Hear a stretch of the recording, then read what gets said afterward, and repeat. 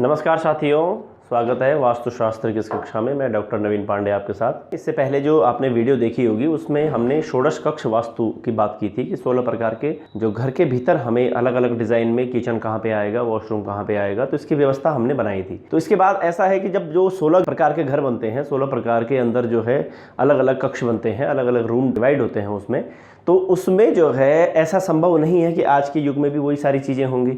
अब हमें क्या करना है, कम सीमित संसाधन में उन चीज़ों को हमें व्यवस्थित रखना है कि जिस प्रकार से इससे पहले वाली वीडियो में देखा होगा आपने, दधिमंथन कक्ष भी था, घृत कक्ष भी था और किचन भी था, तीनों के तीनों। अब इन दोनों को मर्ज करना है आपस में, एक किचन हमें बनाना है केवल।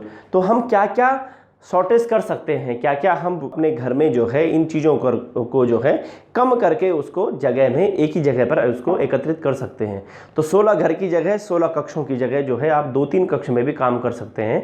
तो उसके लिए बाकी नियम तो इसी के ही फॉलो होंगे। देखते हैं, आगे बढ़ते हैं इसके विषय में। इस प्रकार से यदि 20 बाई 20 या 30 बाई 20 का यदि हमारे पास प्लॉट है और उसमें हमें घर बनाना है, तो सबसे पहले तो इसकी दिशा निर्धारण कर दीजिए। East, west, north, south, south east, north east, north west, south west. इस प्रकार से ये इसका सेंटर आ गया। तो इससे पहले जो वीडियो थी उसमें अग्नि कक्ष में जो है, उस अग्नि की दिशा में जो है बहुत सारे दधिमंथन कक्ष था, फिर घृत कक्ष था।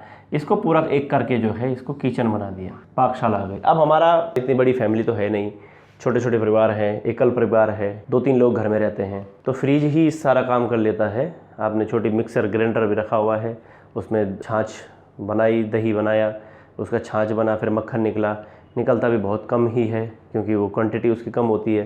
तो इसीलिए जो है सारी की सारी चीज़ें इसमें समाहित हो गई। अब हमें एक मास्टर बेडरूम की आवश्यकता है, उसको हम क्या कर सकते हैं, यहाँ पर बना सकते हैं मास्टर बेडरूम, जो साउथ में बनता ही है।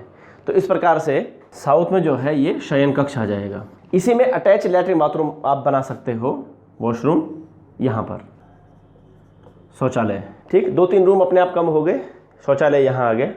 इसके बाद जो ये साउथ वेस्ट बच जाता है, इसमें भी आप एक कक्ष बना सकते हैं। यहाँ भंडार कक्ष बना सकते हो, इसको भंडार गृह। अगर नहीं है आवश्यकता या फिर इतनी जगह नहीं है कि भंडार गृह बना सकते हैं, तो जो शयन कक्ष है इसको ही लंबा करके नीचे तक जो है पितर के स्थान पर, पितर से थोड़ा सा ऊपर जो है वॉशरूम आ जाएगा आपका।